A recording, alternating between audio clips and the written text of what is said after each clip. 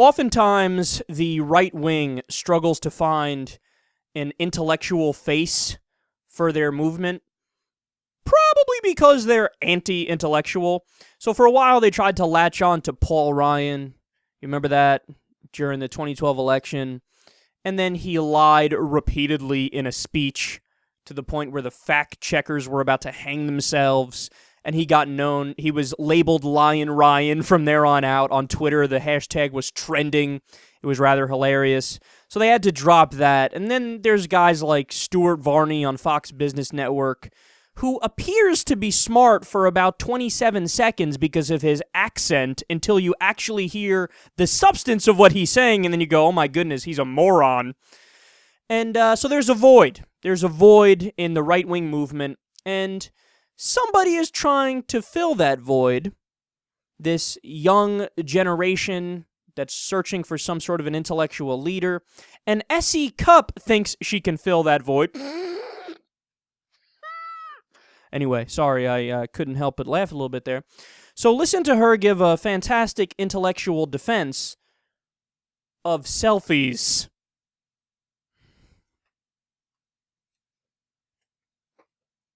The background, you didn't do it right. Just give it to me. I'll do it myself. Thank you.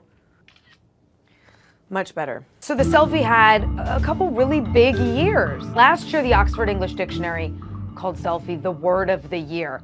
President Obama has found himself in two selfie controversies, one in a selfie at Nelson Mandela's funeral, the other sponsored by Samsung. Ellen DeGeneres had a huge selfie moment when she got all her Hollywood buddies at the Oscars, and every other selfie somehow involves Kim Kardashian's butt. Now, where older generations might lament the explosion of selfie culture, I'm actually not surprised and also kind of optimistic about where this is all going. If you think about it, millennials grew up at a time where they saw the government lead us into a housing boom and bust, lead us into two really expensive wars, saw an economy collapse.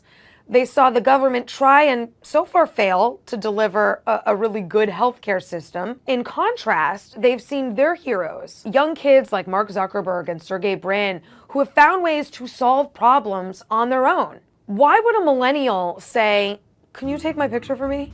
When they know they can take their own picture better than anyone in the history of time. You know what? That's the millennial attitude, and I'm okay with it. Did you really just use selfies to make an argument in favor of small government? What a silly human being you are. Her argument is selfies, because fuck big government. She's like pulling random points out of nowhere, and the points make no sense. She said millennials saw government do the housing crisis and the Great Recession. Wrong. Lack of government led to that. Back when we had the Great Depression, and then FDR swooped in and we did the New Deal regulations and we implemented Glass-Steagall, for example, we efficiently regulated the market and we didn't have a major banking crash for decades. When we deregulated, and got rid of Glass-Steagall and then did more deregulation under George W. Bush, then you see the boom-bust cycles. It was a lack of government that led to that problem. So she gets that exactly wrong. It is true that big government in terms of wars we saw and we didn't like. But the idea that, we hated Obamacare, we don't like healthcare?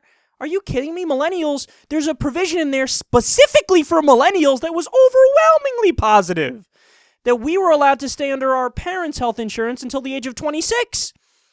We love that. Are you kidding me? I would have been kicked off of my health insurance a long time ago. Well, now I'm over 26, but I was under my mother's health insurance for a longer time, specifically because of Obamacare. If it wasn't for Obamacare, I would have had to pay $80 out of my pocket more every week. So, again, she's just not making any sense. And why are you trying to make an attempt at a high-minded, intellectual, philosophical point using selfies? Stop. This is CNN's attempt to be cool. Let's do a segment where we try to make a point using selfies. Do you guys like that idea? Millennials like selfies, right? They'll dig this. No, you look like you're trying too hard. Keep the world separate, okay? The goofy pop culture nonsense world of selfies and whatever kind of music people like to listen to or whatever shows they watch. It is what it is, man. It's a separate thing. You can't mesh politics with it because those are two different worlds. But then also, here's an idea. Maybe millennials are taking selfies now and doing pictures of themselves because we have camera phones now, and we have the camera phones that have the ability to basically turn around so you can see yourself as you take a picture of yourself. Back in 1986, you couldn't do that. There weren't camera phones. Maybe back then, if they existed, people would also be taking pictures of themselves. Maybe if that existed in 1942, people would have been taking pictures of themselves. So she's like, what are you doing? What are you doing? You just look pathetic, man. But this is the whole problem with conservatives in general, is that whenever the whole purpose of being cool, okay, let's rewind for a second and let me just make this point. The whole idea of being cool is that you don't care, It's this nonchalant, blasé attitude, this laissez-faire attitude, whatever, man, it is what it is. I just live life and whatever comes, comes. That's like the definition of cool, just not caring, just being level-headed, right? But what CNN is trying to do and what SE Cupp is trying to do is they are forcing that feeling of, no, we really don't care, man. We're so cool. We're so above the fray. We'll talk about selfies and politics at the same time. Aren't we great? Aren't we with it?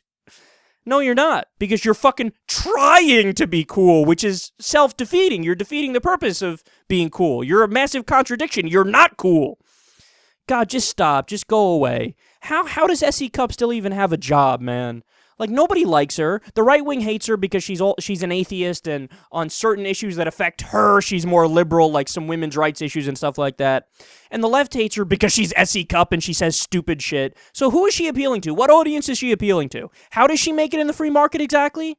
That's right, she doesn't. Just CNN props her up there. MSNBC propped her up there and said, I don't know, just use her. She's moderately attractive and maybe people will watch. Well, they're not watching and they don't buy it. And she makes terrible arguments and it makes my ears bleed and my head hurt to listen to her talk.